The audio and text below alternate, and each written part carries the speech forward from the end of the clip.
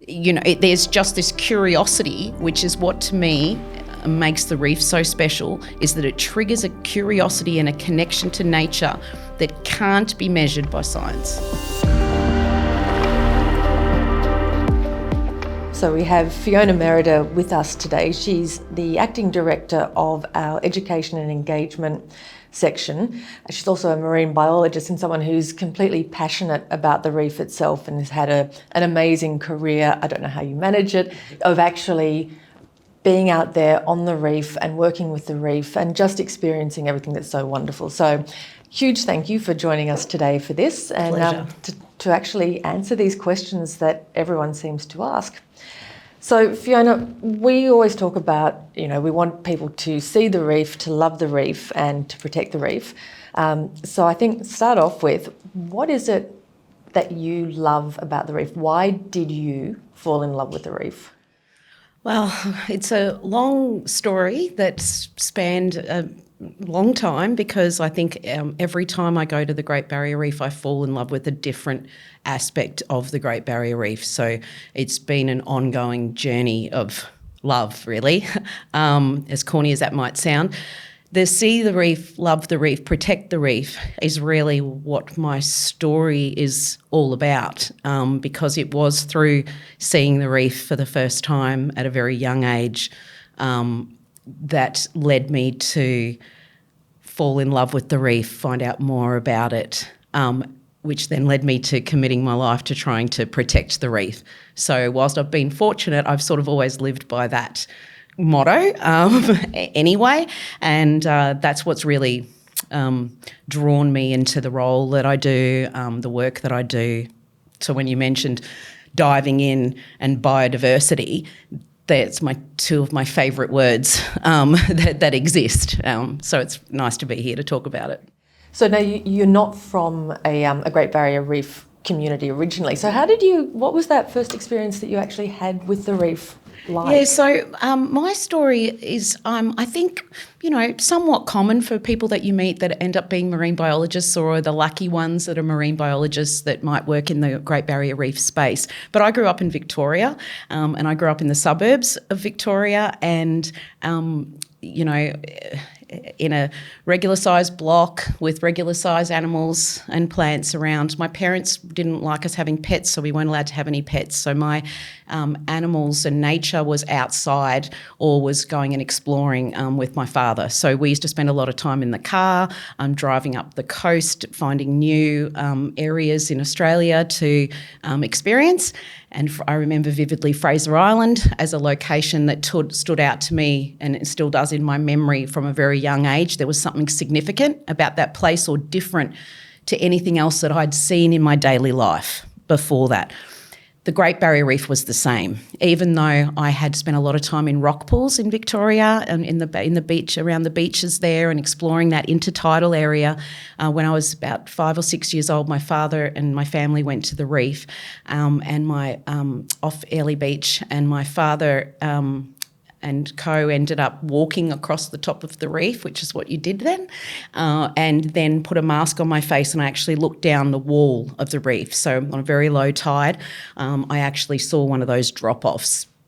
And I remember when I looked in the water in that moment, the thing that stood out to me was colour, shape, texture, and clear water. I can't, and that memory remains with me. I can't describe what the fish was. I just remember seeing different shapes of things moving, and different colours of things moving, and different structures.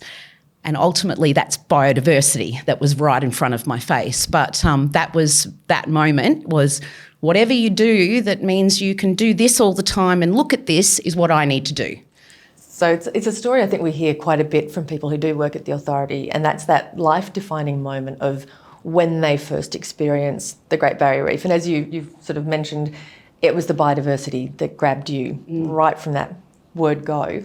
So perfect segue, I guess, into biodiversity.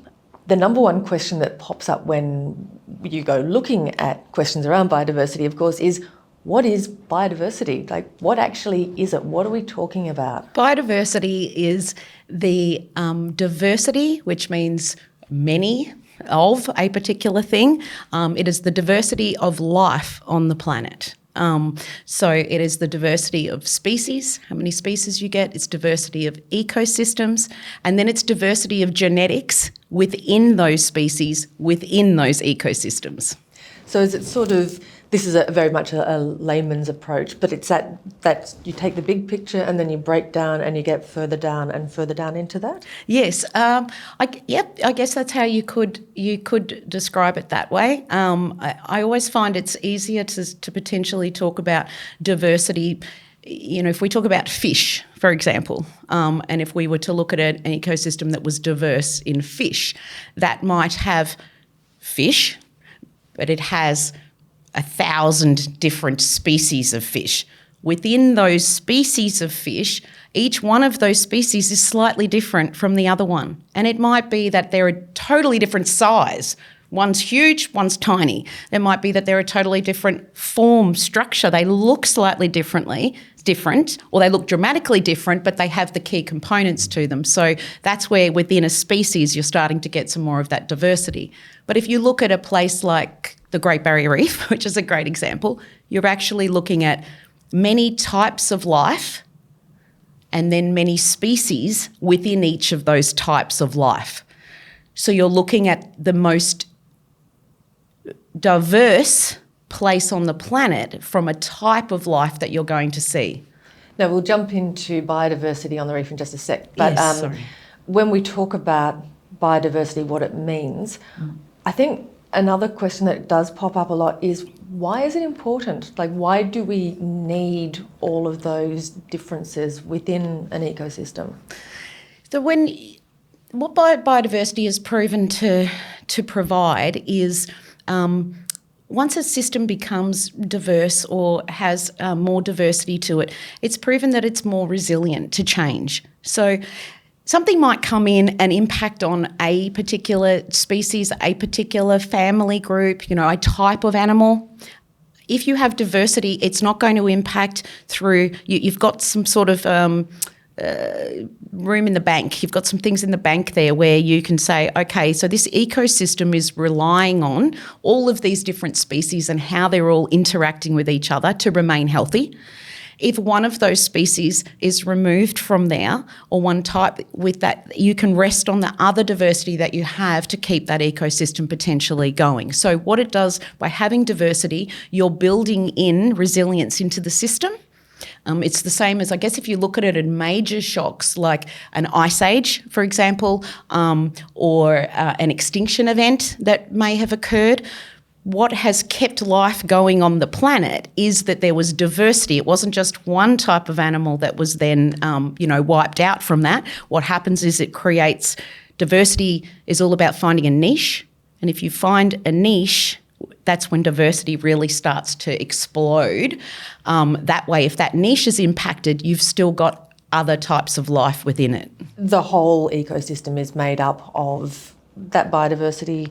Perfect segue again to it's said that the Great Barrier Reef is one of the most biodiverse ecosystems in the world. So if we shift our focus to what we're here to talk about, being the reef, tell me about biodiversity and the Great Barrier Reef. Look, it's something that has filled documentaries, books, scientific papers, lounge rooms, people's thoughts for ever since the first time somebody saw a coral reef. The saying is, and not the saying, the science is that coral reefs are, the second most biodiverse place on the planet, rainforests being the first.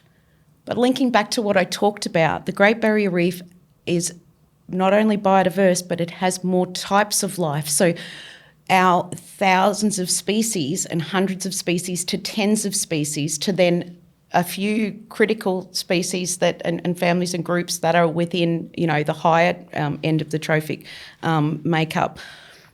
We have more of those types of life on the Great Barrier Reef. Almost every animal kingdom is represented, plants represented. And so you're not only going in and seeing thousands of species of plants and potentially insects and birds. You're seeing that, as well as animals that exist nowhere else but on a coral reef, like corals, for example. So the Great Barrier Reef, really that is what talks to, and the protection of the Great Barrier Reef has enabled a lot of species that we've seen not do so well with human pressures to have sanctuaries where they've been able to survive, where they've been able to flourish in the Great Barrier Reef. So it's one of the few places that, depending on what you want to see and you ask me what it was on your bucket list of things to see, I can tell you a place in the Great Barrier Reef where you're likely to see that at a particular time.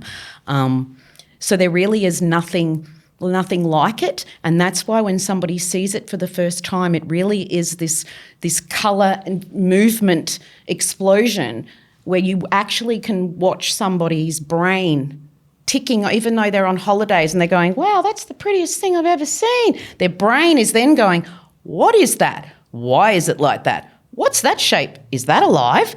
There's just this curiosity, which is what to me makes the reef so special, is that it triggers a curiosity and a connection to nature that can't be measured by science.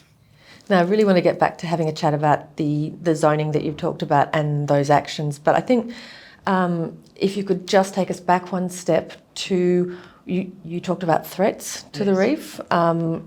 What are the main threats? I mean, that's one of the biggest questions that people do ask. Mm-hmm. What are the major threats to the Great Barrier Reef, to its biodiversity, to this amazing ecosystem? The threats to the Great Barrier Reef, unfortunately or fortunately, haven't changed for some time. We've been, talking through our Outlook report to those threats to the Great Barrier Reef, and they really do remain some water quality, coastal development, climate change, and threats and ongoing threats from overfishing or legacy of those impacts on the Great Barrier Reef. And obviously, one of those impacts is of most concern to us from a global perspective. The other impacts are things that we're actively on the ground working with local governments and state government to be addressing and tackling on the ground as well. You said water quality. What is it about poor water quality? Obviously, it's not great water quality if it's having a negative impact. So I'll just use a catch-all: poor water quality. What is it about poor water quality that is damaging to the reef? Like, what does it actually do when it heads out there? Although this may not be scientifically, technically correct if you understand chemistry and how animals underwater work, I like to think of it as, what is the impact of poor air quality for a human, for any animal that's trying to survive, a plant? Poor water quality is like poor air quality, but in the water. So the impacts of poor water quality is certain things that can do well in that, usually species that potentially are pest-like, or you'll throw a balance that's been operating quite nicely by favouring a particular food source. And when we look at water, we pick it out of the ocean and we sort of sit it there, it looks the same to us regardless of where it is, because it's the microscopic things within that water that the human eye can't see, and whether that's plant life or whether that's zooplankton or it's for food source, animal life that's in there, that is feeding a planktivore that is then feeding all the way down this chain, which could be, or up the chain, where we're then consuming that particular thing. It's taking over a particular area or system. And so why it's important for corals is because corals live in a nutrient desert. It's what we refer to coral reefs as, an oasis in a nutrient desert, is that they actually create their own nutrients within a coral reef. A coral having a plant living inside it, and then the biggest competitor for coral is algae. Algae grows faster, which is why we then have all these seasonal variations. So in summer, the plants are going to grow more, and then in winter, the corals are going to, strengthen up and they're going to do their thing, the opposite sort of way. So it's this beautifully fine sort of balance. The moment that you're adding more plants, more nutrients, and feeding plants in the water, you can get these algal outbreaks, and then they will smother coral, not enable a space for coral to be able to grow, and then you get this phase shift, which is an algal-dominated reef instead of a coral-dominated reef. We can see the evidence of that, and you can see it visually now, but for 20 years, for the last 40 years, we potentially, didn't necessarily pick up that cue that as you move offshore out of major cities and major rivers, you will find that the water gets clearer and you have more coral and coral reef environments. One, because we can see them because the water's clear enough, but two, because they don't have that nutrient feeding into the system. So that's just one example of what water quality and the impact of the water quality and the water coming out of our waterways into the reef and being cycled back. It's all part of the one system. So when we're looking at the issue of water quality and how it actually impacts the reef itself, I think that for me there's that question of where does poor water come from? What's the cause of that? And sort of how is this ecosystem set up to manage it? We used to have a graphic at the Marine Park Authority that was all a house on an island with drains and pipes that came out, and then a coral reef underneath it. And the message on it was that all water drains to the reef. And so ultimately anything that we're putting down our drains, washing off our lawns, right up to scalable industrial type of actions, all that water quality, all that water at some point is going to enter the catchment and make its way somewhere in the Great Barrier Reef. And if you think about all of the places where you could dirty water, which is effectively what water quality talks about. People think water quality is about water clarity. It is a little bit. It is about water clarity, but it's a bit more than that, because there are some things that can be in water that might still enable the water to be clear, or there might not be life in water that you actually want in water, et cetera, et cetera. So it's pretty complex. But if you think of it from the perspective of all of those things that go down the drains, end up out on the reef, there was all along the coastline mangrove systems, in those critical areas where you would need them. And mangroves, while some people might think are quite smelly, and there's some insects around, there's those sorts of things, they play a really critical role, because they're that buffer. They're filtering and they're buffering and all of that water, helping to clean it before it's making its way out to the reef. So when I was mentioning about this connectivity and the diversity of ecosystems, it's that ecosystem that the coral reef ecosystem relies on, even though they're not sitting, or amongst each other. It's this sort of scale and perspective. So I think that's because for me, I look at mangroves and you're right. Yeah. They smell. They're insects. It's not pretty beach. It's not the kind of place you want to go and hang out, but they are critical then.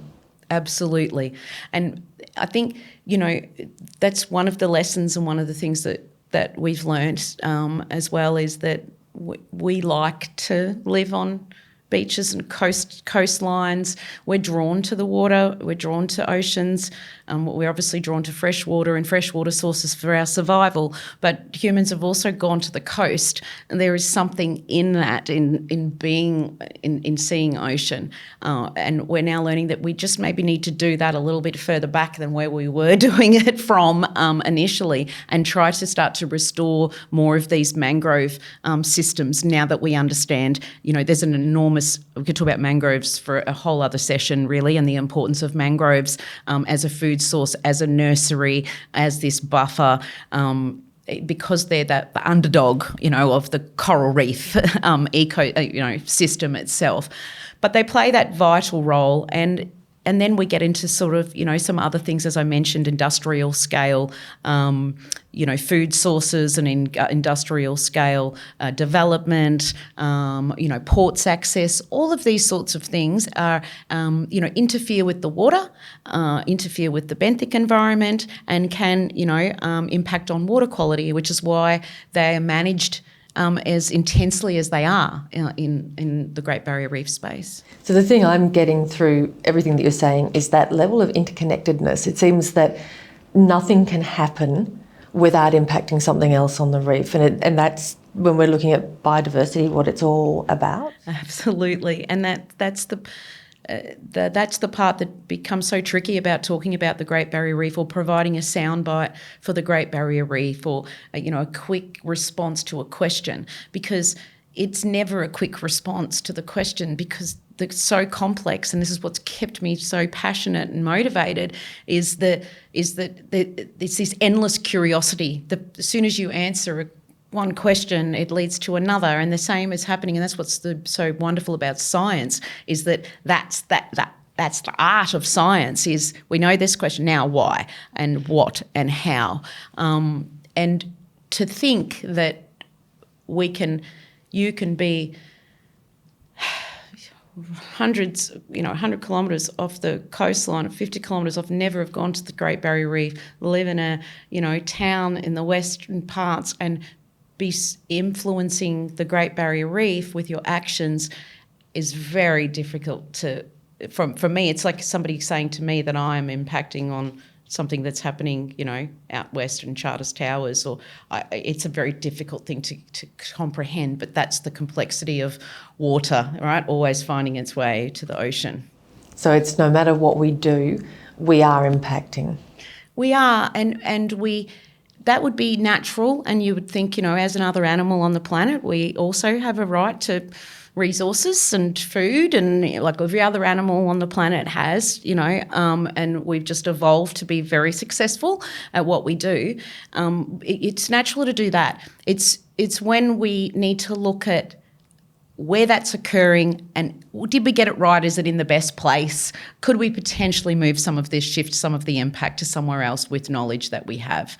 As opposed to, I always think this, people blaming themselves for actions and being responsible for a result that they had no intention on having in the beginning. I guess that leads to one of the other, or the greatest threat, and I think it's widely recognised as the greatest threat to reefs worldwide, and that is climate change and the impacts of that. How does that impact from that biodiversity perspective? What are we seeing there? So the climate change, again, is even more scale, so we're now talking about the impact as an animal that we're having on the atmosphere. So not just the impact that we're having, what's going down the water in our drains, that you can at least follow the water and potentially see it going out. We're now talking about something that none of us can necessarily touch or feel, know exists there. And the science and the complexity behind the science of climate is phenomenal. And so you have these brains in the world that can understand that complexity and be trying to explain that information and give that information to everybody else, so that we can understand the role that we're playing in this change that we're seeing and in the rate of the change that's occurring. One of the things that is letting us know there's a problem, and is one of our cues and one of those signposts for humanity and for humans to sort of say, things are maybe not going great and we might want to pay attention to this, is coral reefs. They are, when I mentioned this, them being sprinkled around the equator, that is all about that finite temperature range that a coral reef can exist on. Otherwise you just don't get it. And that's what we see, right? Not going down to Tasmania to see coral. So give you cues, which is where the canary in the coal mine saying comes from, but really it's because of the temperature threshold of these corals. And so corals will put display out basically on bright white. It doesn't get more obvious than that. It's like me painting my entire body white and going, I'm not feeling well. This is what corals do. So there you have the Great Barrier Reef, which when we're on a plane, we can actually see that white from the scale from a plane. You've got a system that you can see from space. This thing is giving us a cue that this is not normal for us and this is not what we would normally experience, and it's kind of not great. That's probably an indication to humanity about where we're headed as far as the changes that we will see in the ecosystem. But whenever I get asked this question, I go back to we're learning things that we didn't know before. So how long is it going to take us to learn this lesson, and what are potentially the losses that we're going to have there before we make the changes that need to be changed because they're significant. Yeah, so this is obviously and clearly it's a global issue that needs that global focus. When you sort of were talking about, learning from what's happened before and then making those changes, that's something that we have actually been able to make obviously some really good advances in that area. So from that, what have we learnt to do to help protect the reef? What are we doing now that is actually making those positive impacts? Well, what we're doing now, and we're fortunate that our forefathers before us put in place that foundational protection of the Great Barrier Reef that I mentioned. We're coming into these new challenges in the best condition we could be. So because we have protected those other key threats of take or interference from the system, we're in a better place as a coral reef than most, and we're in probably the best place we could hope to be for a coral reef environment because of that protection. So what we need to do from here, and what we've continued to do, is to ramp up the things that we've seen have worked from a protection perspective and a management perspective. And that's focus on things like, let's keep as much coral as we can on the GBR for as long as we can on the GBR by doing some really clever things like crown of thorns starfish removal, being really strategic about how we deploy resources to control these crown of thorns starfish, which are eating quite a significant amount of coral, and we know that on the Great Barrier Reef. So that's a key step that we're taking. Obviously, protecting these areas from impacts of other human use impacts, so ensuring that we have that we've prevented port development, expansion of port developments, which talks to dredging and dredging in the park, which talks to water quality. So keep, building that underlying resilience of the system is really important from here. And also working with with our science partners and helping to support them as they do the work and thinking around how they can provide some areas of, hope, areas of that we might be able to scale up, that might look to protect the reef into the future. But I always say that the most critical thing that we're doing, and that the Great Barrier Reef Marine Park Authority is doing, but that the Great Barrier Reef is doing, is telling people, spreading the message of hope and the message of reasons why. What's your reason why you would make a change in your household or a change as an individual? May just be places like the Great Barrier Reef on planet Earth. It might be places like the Amazon. It might be places like Antarctica. Whilst I will never go there as myself because I don't like being cold, I still would like those places to exist. And so if that can be a driver for me to make some changes or some sacrifices in my own daily life to ensure those things are there, I think it's important for us to be spreading that message about the Great Barrier Reef, but also sharing a message of hope about the Great Barrier Reef, because we don't know what the end result of climate impact will be on the Great Barrier Reef. We know it will be different to what it is now. We don't know how things are going to respond, and we don't know what choices and decisions humans are going to get to make through that journey.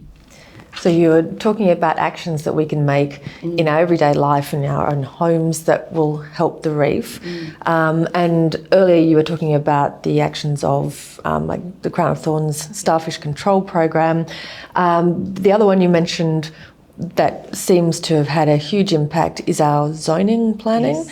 How has that impacted the reef? I mean, obviously it's a big action, but what has that given the Great Barrier Reef? So the zoning plan, not only by giving us 33%, which is a percentage, and I don't like to play in numbers and percentages, but I do when it talks about no-take zones. So 33%. When they did the rezoning, they broke the Great Barrier Reef down into 70 bioregions, and these bioregions, the 33% didn't just get plucked out of nowhere, and the green wasn't sort of just sprinkled all along the reef. It was put in place really strategically to ensure that we were protecting a percentage of every one of those bioregions. And that was about protecting biodiversity, just from that very, basis. So we have all of these places sprinkled along the Great Barrier Reef, 33% of them, again, that are no-take areas that are all about protecting that biodiversity. And we've been doing that for 20 years, in some places for 40 years. So that is ensuring the health of the system at an ecosystem level.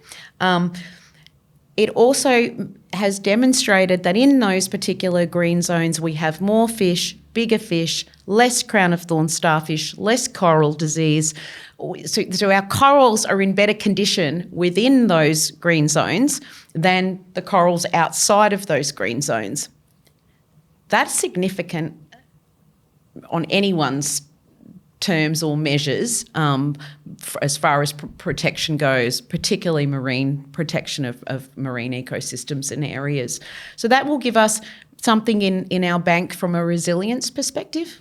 So we're really seeing what nature can do with biodiversity and for biodiversity if left well and truly alone. Yes.